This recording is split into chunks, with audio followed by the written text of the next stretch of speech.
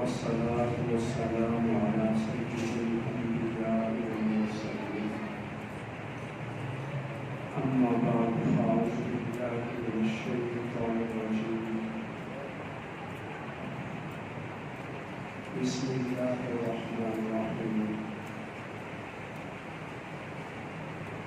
وإذا أخذ الله ميثاق الذين أوتوا الكتاب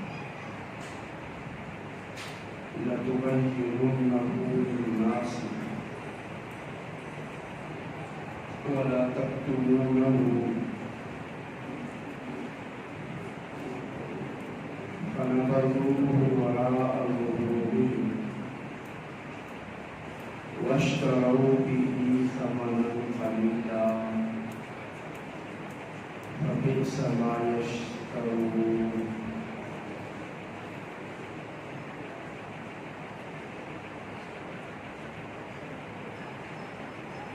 صدق الله العظيم إن الله وملائكته يصلون على النبي يا أيها الذين آمنوا صلوا عليه وسلموا تسليما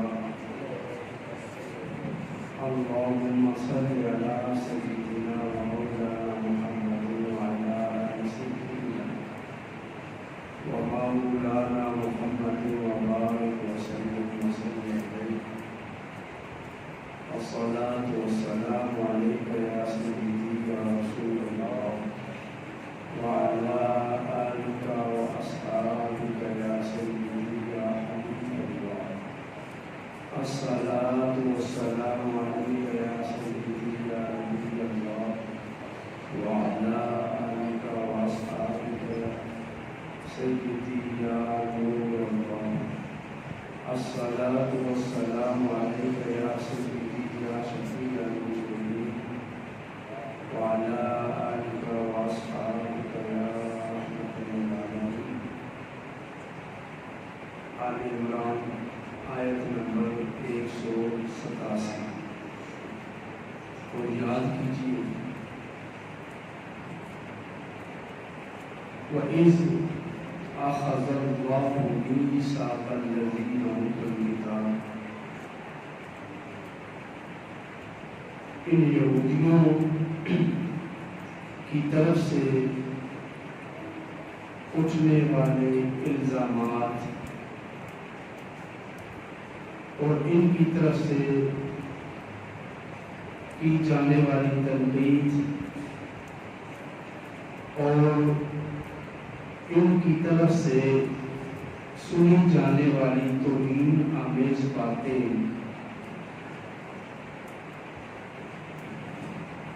سننے کے بعد اور ان کی یہودیت کو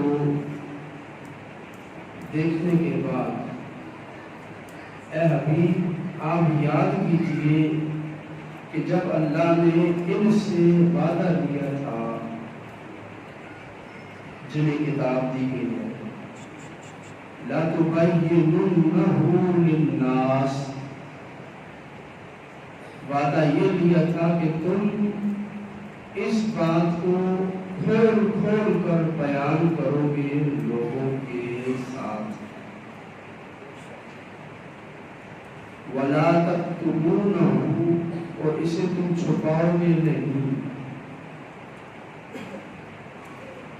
اے حبیب یہ آپ کی گستاخی کر رہے ہیں توہین کر رہے ہیں آپ سے مقدانی کر رہے ہیں انہوں نے تو رب سے وعدہ کر کے اس کی بھی پاسداری نہیں کی ہے رب کے ساتھ وعدہ کر کے اس سے بھی یہ پھیرے ہوئے ہیں تو پھر یہ اور کسی کے ساتھ کیا مفلس ہوں گے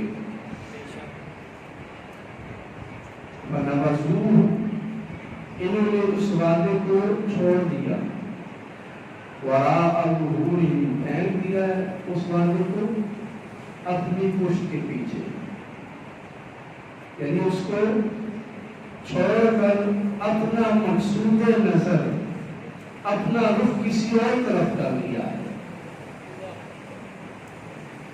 جس کی طرف ان کا رخ ہونا چاہیے تھا اس کی طرف انہوں نے پیٹھ پھیر دی ہے وَاشْتَرَوْا بِهِ ثَمَنًا قَلِيلًا، اور جو انہوں نے چھوڑا ہے اس کے بدلے جو اختیار کیا ہے یہ بہت تھوڑی قیمت کی ہے. جو چھوڑا ہے وہ زیادہ قیمتی تھا، جو چھوڑا ہے وہ زیادہ قیمتی تھا، اور جس کو انہوں نے اختیار کر رکھا ہے یہ بے قیمت بے وزن کسی کام کی چیز نہیں ہے. فَبِئْسَ مَا يَشْتَرُونَ، کتنی بری خرید ہے ان کی، کتنا برا خریدنا ہے ان کا کہ اللہ اور اس کے رسول کو چھوڑ دیا اور دنیا کو اختیار کر لیا. تو بن جملہ یہودیوں کی کارستانیہ بیان کرنے کے بعد اس بات پر اللہ رب العزت آخری مہر لگا رہا ہے کہ انہوں نے وہ بیچ دیا ہے، نیا مال خرید لیا ہے، اور یہ انہوں نے بہت برا خریدا ہے.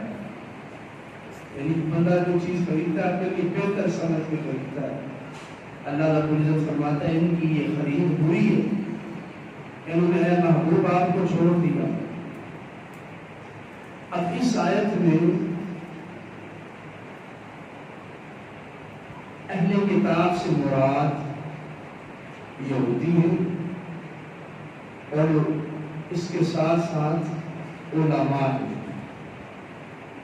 امام طبری نے ان دونوں گروہوں کا ذکر کیا اور ساتھ ایک اور توجیہ بھی ذکر کی کہ ہو سکتا ہے کہ اس میں میثاق سے مراد نبیوں کا میثاق ہو. بہرحال تینوں تفصیلیں اس کی درست ہوئی کہ اللہ رب العزت نے یہ آیت یہودیوں کے پس منظر میں نازل فرمائی کہ اس سے لا محالہ طور پر یہودی مراد ہو، اور پھر یہودیوں میں سے سارے یہودی نہیں بلکہ وہ یہودی جو اہل کتاب اہل علم تھے، جانتے تھے، وہ مراد ہے. یہودیوں کے علماء مراد ہیں کیونکہ انہیں اس بات کا مکلف کیا گیا تھا کہ تم نے یہ کتاب تمہارے حوالے، آگے تم نے اس کی تعلیم بھی دینی ہے، اور اس کتاب میں جو نبی کی نشانیاں ہیں، محمد رسول اللہ صلی اللہ علیہ وسلم کی آمد تک یہ کتاب تمہارے پاس ہے، اس میں جو لکھا ہے وہ محمد رسول اللہ کی تصدیق کے لیے. تم ان کا انتظار کرو، یہ نشانیاں پڑھو اور کھول کھول کر لوگوں سے بیان کرو. اللہ رب العزت نے اپنے محبوب کی آمد کے لیے آپ صلی اللہ علیہ وسلم کے استقبال کے لیے یہود و نصارہ کو تیار کیا تھا کہ تم نے یہ کرنا ہے. انہوں نے کیا کیا کہ رسول اللہ آئے تو صاف منکر ہو گئے، نبی علیہ الصلوۃ والسلام کی بعثت کا انکار کر بیٹھے، اس وقت انکار کیا، نشانیاں چھپائیں. اور آج کے دور میں کیا کیا یہودیوں نے، نصارہ نے، جب نصارہ نے ہندوستان پر حملہ کیا، مسلمانوں کی سلطنت چھین لی، تو مسلمانوں کی نظریاتی سلطنت نے پھر حملہ کیا، اور پھر انہوں نے ایک جھوٹا نبی گھڑ دیا. اس کے لیے باقاعدہ انہوں نے انٹرویو لیے. سید احمد خان پیش تھا ساری گیم میں. اسی نے مرزا غلام احمد کا نام دیا تھا کیونکہ انگریز چاہتا تھا کہ مسلمانوں کی جو قیادت ہے ایسے بندے کے ہاتھ میں ہو جو ہمارا غلام ہو، جو ہمارا کہنا مانتا ہو، اور وہ مسلمانوں کا لیڈر قائد ہو. تو مختلف آپشن پیش کیے گئے. بہرحال آخر میں آپ کے انہوں نے رسول اللہ صلی اللہ علیہ وسلم کے ساتھ دشمنی کا یہ اظہار کیا کہ یہاں سے ایک نیا نبی کھڑا کر دیا کہ مسلمان نبی کا سب سے زیادہ احترام کرتے، لہٰذا ایک نبی بنایا جائے اور مسلمانوں کو بتایا جائے کہ نبی آ گئے تو وہ اس پر ٹوٹ مریں گے. اقبال نے اسی لیے کہا تھا یورپ کی غلامی پہ رضامند ہوا تو مجھ کو ملا یورپ سے نہیں تجھ سے ہے. اے مسلمان تو یورپ کے آگے بک گیا، تو نے اپنے ایمان کا سودا کر لیا اور اس کی غلامی کو قبول کر لیا. جب ہندوستان کا مسلمان انگریز کا غلام ہو گیا، ہزاروں علماء کو، علماء حق کو شہید کر دیا گیا اور مسلمانوں کی شوکت و سطوت کو پارا پارا کر دیا گیا، تو اللہ رب العزت فرماتا ہے وَإِذْ أَخَذَ اللَّهُ مِيثَاقَ النَّبِيِّينَ مِيثَاقَ الَّذِينَ أُوتُوا الْكِتَابَ. یہ اہل کتاب نے رب سے وعدہ کیا تھا کہ اے اللہ ہم تیرے نبی کی نشانیاں کھول کر بیان کریں گے، چھپائیں گے نہیں. تو اللہ رب العزت نے اس سے پہلی آیت میں پہلے متنبع کر دیا کہ اے مسلمانوں، یہود و نصارہ تمہارے خلاف سازشیں کرتے رہیں گے. وَلَتَسْمَعُنَّ مِنَ الَّذِينَ أُوتُوا الْكِتَابَ مِنْ قَبْلِكُمْ وَمِنَ الَّذِينَ أَشْرَكُوا أَذًى كَثِيرًا. بہت ساری اذیتناک باتیں، اذیتناک معاملات تمہارے ساتھ یہ کریں گے. اس سے بڑی اور اذیت کیا ہوگی کہ 70 سال سے یہودیوں نے اور عیسائیوں نے ہمیں جھانسا دیا ہوا کہ ہم کشمیر کا مسئلہ حل کریں گے، تم بس اپنے گھر میں بیٹھ جاؤ. آئے روز کشمیر کے مسلمانوں پہ ظلم ہو رہا ہے، زیادتی ہو رہی ہے. تو اللہ رب العزت نے ان کے فریب سے پہلے متنبع کر دیا اذن کثیرا.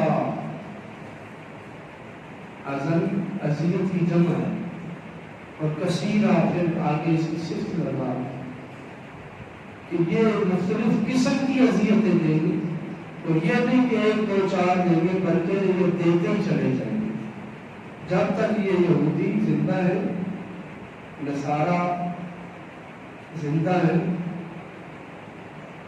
انہوں نے اپنے دین کو تو بدل ہی دیا، اپنا دین جنہوں نے بدل دیا، اپنے نبی کا دیا ہوا جنہوں نے دین بدل دیا، تو پھر وہ کسی اور کے دین کی کیا حفاظت کریں گے. اس لیے فرمایا کہ انہوں نے تو یہ خرید لیا ہے. بندہ جو چیز خریدتا ہے پھر اس کی حفاظت کر کے رکھتا ہے، اس کو پڑھاتا ہے. تو اب یہ جو یہود و نصارہ ہے یہ ان کی خریدی ہوئی چیز ہے، ان کی طرف سے اذیتیں ہمیں ملتی رہیں گی. فلسطین کے مسلمانوں کو کس قدر اذیت دے رہے ہیں، وعدے کر کے پھر رہے ہیں. کتنی دفعہ وعدہ کیا اور مکر گئے، ابھی پھر غزہ پر حملے شروع ہو گئے، مسلمان آبادیوں پر ان کی طرف سے حملے ہو رہے ہیں. تو یہ مسلمان کو متنبع کر دیا کہ یہودی عیسائی غیر مسلم کبھی تیرا دوست نہیں ہو سکتا، تیرا خلیفہ نہیں ہو سکتا، کبھی بھی یہ تمہیں برداشت نہیں کر سکتے. کل کا واقعہ دیکھ لیں افغانستان میں جس طرح بم دھماکہ ہوا، سینکڑوں مسلمان شہید ہوئے. یہ یہود و نصارہ کی سازشیں ہیں. تو اللہ رب العزت نے اس آیت میں یہود و نصارہ کے بارے میں کھول کے بیان کر دیا یہ تمہارے کبھی بھی دوست نہیں ہو سکتے. وہ یہودی بالخصوص تمہارے دشمن ہیں، اور پھر یہودیوں میں جو اہل علم ہیں اپنے دین کا علم رکھتے ہیں۔ بلکہ امام طبری فرماتے ہیں کہ اس آیت میں کتمان حق کرنے والے، حق چھپانے والوں سے مراد تمام علماء، تمام علماء، چاہے وہ یہودیوں کے ہوں، عیسائیوں کے ہوں یا مسلمانوں کے ہوں، تمام ہی کے تمام مراد ہے کہ عالم کو جب حق پتہ چل جائے تو وہ اس کا وہ کھل کے اظہار کرے، یہ عالم کی ذمہ داری ہے۔ فمن علم شیئا فلیعلمہ، جس نے کوئی چیز سیکھ لی یا جان لی تو وہ دوسرے کو بتائے۔ وَإِيَّاكُمْ وَكِتْمَانِ الْعِلْمِ، خبردار علم مت چھپانا، فَإِنَّ كِتْمَانَ الْعِلْمِ هَلَكَةٌ، علم چھپانا یہ ہلاکت ہے۔ وَلَا يَتَكَلَّفْنَ رَجُلٌ مَا لَا عِلْمَ لَهُ بِهِ، اور جو نہیں جانتا خواہ مخواہ اپنے آپ کو اس کا عالم بتانے کی ضرورت بھی نہیں۔ فَيَخْرُجُ مِن دِينِ اللَّهِ، اس طرح وہ اللہ کے دین سے نکل جائے گا۔ فَيَكُونَ مِنَ الْمُتَكَلِّفِينَ، متکلفین میں سے ہو جائے گا۔ بندہ ایک چیز کا علم نہیں رکھتا، اس کو علم نہیں ہے، اور پھر وہ کہتا ہے جی کہ اللہ نے یوں فرمایا ہے، حدیث میں یوں آیا ہے۔ علم نہ ہونے کے باوجود رائے دینا یہ بندے کو مرتد بنا دیتا ہے کہ اللہ رسول نے کہا ہی نہیں اور یہ اللہ رسول کے ذمہ لگا رہا ہے۔ اور علم کی مثال اس خزانے کی ہے، عالم خزانہ ہے، اور وہ خزانہ ہی کیا جس سے خرچ نہ کیا جائے۔ وہ علم اور حکمت جس کا اظہار نہ ہو وہ اس بت کی طرح ہے جو نہ خود کھا سکتا ہے نہ پی سکتا ہے، لیکن کھڑا ہے اور لوگ اس کی پرستش کر رہے ہیں۔ اور کہا جاتا ہے طوبیٰ لعالم ناطق، اس عالم کو خوشخبری ہے جو حق بات پر بولتا ہے، جو حق بات پر بولتا ہے۔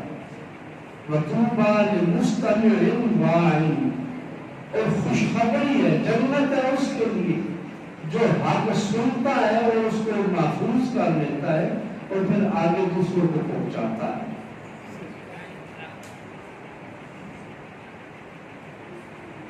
تو علم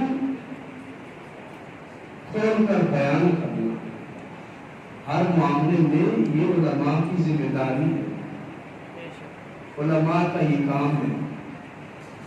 اور اگر عالم اس سے سستی برتے، علم کا اظہار نہ کرے تو وہ پھر عالم نہیں ہے۔ اب یہاں پر ایک بات اور مد نظر رکھیں، علم کا اظہار دو طریقوں سے ہوتا ہے۔ حضرت امام حسن رحمت اللہ تعالی علیہ یہ آیت پڑھتے ہیں وَإِذَا أَخَذَ اللَّهُ مِيثَاقَ الَّذِينَ أُوتُوا الْكِتَابَ وَلَا يَكْتُمُونَهُ، تو فرماتے ہیں لَا يَتَكَلَّمُونَ بِالْحَقِّ وَلَا يُصَدِّقُونَهُ بِالْعَمَلِ، کہ عالم کو چاہیے کہ حق اپنی زبان سے بیان کرے، اپنی زبان سے بیان کرے اور پھر اپنے عمل سے اس کی تصدیق بھی کرے۔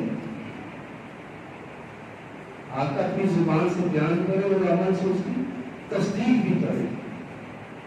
ایک بندہ فرعون کو گالیاں نکالتا ہے، یزید کو گالیاں نکالتا ہے کہ فلاں بندہ یزید ہے، فلاں فرعون ہے، وہ نمرود ہے، وہ ایسا ہے، وہ ویسا ہے۔ گھر میں بیٹھ کے دوستوں میں بیٹھ کے گالی تو نکالے، لیکن جب اس کے خلاف گواہی کی باری آئے تو پھر دب کے بیٹھ جائے۔ جب اس کے خلاف اٹھنے کا وقت ہو تو وہ دب جائے. تو یہ بھی کتمان علم ہے. اس سے منع کیا وَلَا يَكْتُمُونَهُ کہ علم کو چھپاؤ نہیں. رسول اللہ صلی اللہ علیہ وآلہ وسلم تشریف لائے تو یہودیوں کو حکم تھا کہ اس کا اعلان بھی کرو, لوگوں کو بتاؤ یہ سچے نبی ہو, اور خود اس نبی کے ساتھ آگے کھڑے ہو جاؤ, خود اس نبی کے تابع ہو جاؤ اور اس نبی کی حمایت میں کھڑے ہو جاؤ. نبی صلی اللہ علیہ وآلہ وسلم کی حمایت میں کھڑا ہونا یہ ہر مسلمان پر فرض ہے, اور یہ صرف زبان کے ساتھ ادا نہیں ہوگا بلکہ عملی طور پر کھڑا ہوگا, عملی طور پر اس کا اظہار کرنا اور عملی طور پہ میدان عمل میں آنا. یہ مسلمانیت ہے. اور صرف زبان سے تبلیغ کر دینا, دوسرے کو بتا دینا, دوسرے کو دعوت دے دینا اور خود میدان عمل میں نہ آنا. میدان میں آنے کے لیے کچھ چیزوں کی قربانی دینی پڑ جاتی ہے, کچھ چیزوں کو چھوڑنا پڑ جاتا ہے. ان چیزوں کو چھوڑنا تبھی ممکن ہے جب نبی کے ساتھ پختہ تعلق ہو, اللہ رسول پر سچا ایمان ہو, تبھی بندہ اس قربانی پر تیار ہوتا ہے. تبھی تو انبیاء کرام کی پہلے تربیت کی جاتی ہے. بچے کو قربان کر دو, یہ علاقہ چھوڑ دو, یہ مال و دولت چھوڑ دو. کبھی جسمانی تکلیف ہوتی ہے, جسمانی اذیت ہوتی ہے, مار برداشت کرنی پڑتی ہے, مخالفت سہنی پڑتی ہے. تو اس امت میں باطل کے خلاف کھڑا ہو جانا, حق بات کے لیے کھڑا ہو جانا, یہ دراصل حسینیت ہے. حق بات کے لیے کھڑا ہو جانا یہ حسینیت ہے. اور حق کے لیے اپنے مفادات قربان کرنا یہ حسینیت ہے. آج جس معاشرے میں ہم رہ رہے ہیں, ہماری شکلیں تو مسلمانوں والی ہیں, دیکھنے میں ہم بالکل مسلمان سیدھے سادے صاف ستھرے, ویسے ہی ہم مسلمان ہیں جس طرح یزید کے لشکر میں مسلمان تھے. فرق کیا تھا حسین کے لشکر میں اور یزید کے لشکر میں؟ اذان کی آواز وہاں سے بھی اٹھتی تھی, نمازیں وہاں بھی ہوتی رہی.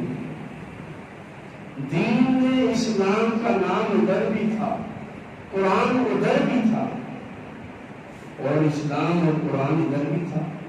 ان خیموں میں بھی نماز پڑھی جا رہی تھی.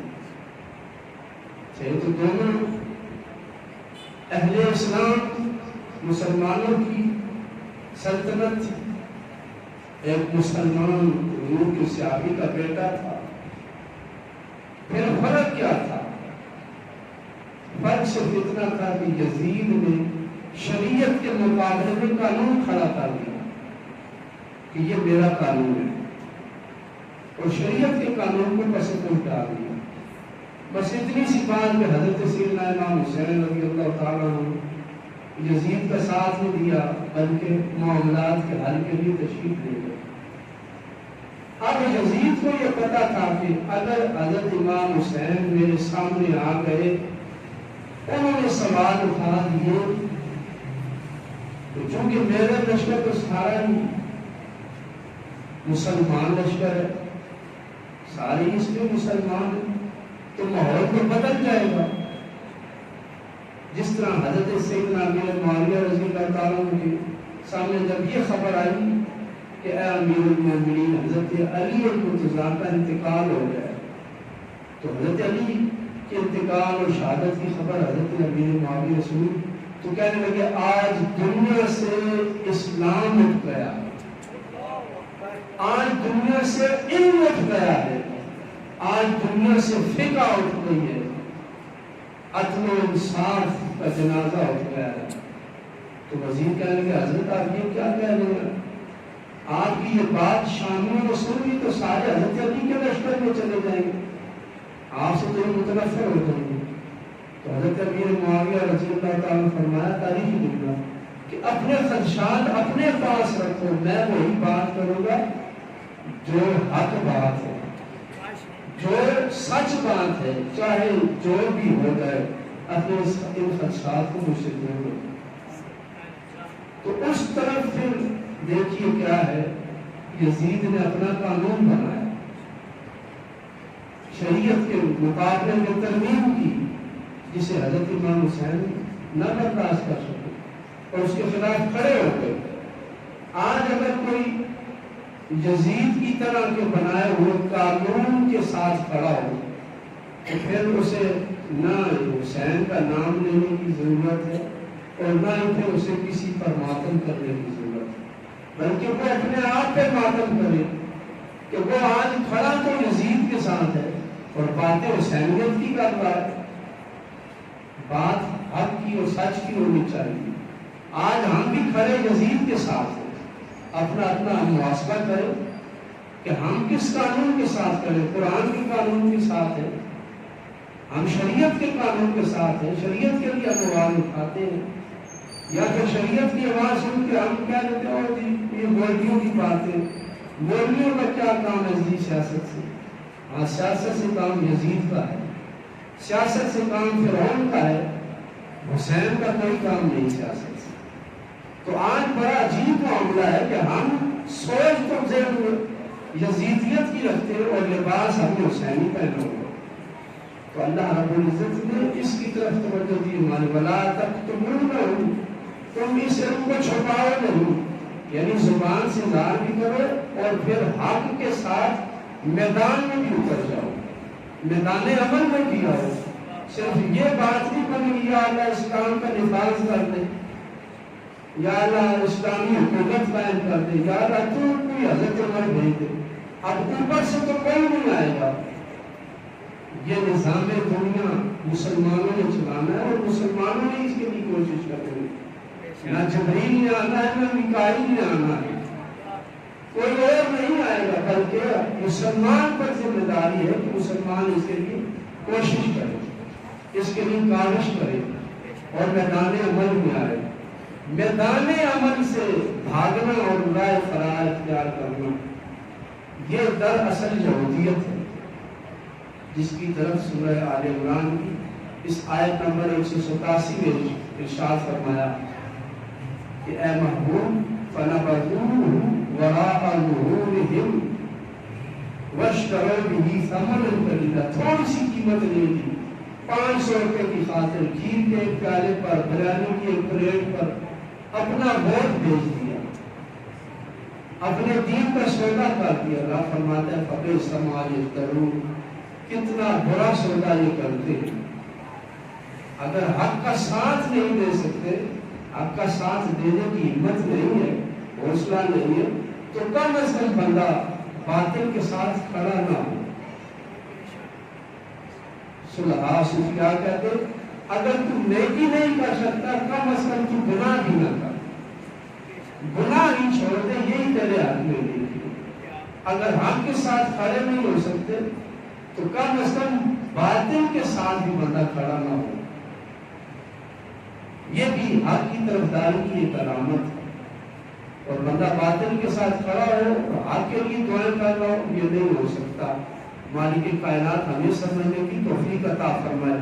اگلی آیت میں فرمایا لا تحسبن الذین یفرحون بما اتوا ویحبون ان یحمدوا بما لم یفعلوا. اے محبوب آپ ان کو مت سوچیے جو خوش ہو رہے ہیں جو انہوں نے کیا, جو انہوں نے میدان غزوہ سے فرار ہوئے منافق اور بعد میں پھر آتے اور کہتے ہیں یہ ہو گیا وہ ہو گیا. اللہ فرماتا ہے یحبون ان یحمدوا, اور پھر وہ یہ بھی چاہتے ہیں کہ ان کی تعریف ہو. ایک بندہ میدان سے بھاگتا ہے, بھاگنے کے بعد جب دیکھتا ہے کہ میدان والوں کو تو فتح ہے, پھر آ کے اپنی تعریفیں کروانے کی چکر میں ہوتا ہے، میں نے فلاں موقع پہ یہ کیا تھا، میں اس میدان میں تھا نہیں لیکن پیچھے رہ کے آپ کی حمایت کرتا رہا۔ فرماتا ہے یحبون ان یحمدوا، یہ بیماری جو ہے نا خود ستائے گی کہ کام کیا نہیں لیکن تعریف ہونی چاہیے، بما لم یفعلوا، جو انہوں نے نہیں کیا، فلا تحسبنهم بمفازة من العذاب، یہ خوش ہونے کے یہ فتح بنا رہے مسلمان، ہم بھی ان کے ساتھ تھے، ہم ان کی حمایت کر رہے تھے۔ اللہ رب العزت فرماتا ہے ان کا یہ خوش ہونا ان کو عذاب سے نہیں بچا سکتا۔ فلا تحسبنهم بمفازة من العذاب ولهم عذاب علیم، ان کے لیے دردناک عذاب ہے۔ مالک کائنات ہمیں صحیح حق کے لیے میدان عمل میں اترنے کی توفیق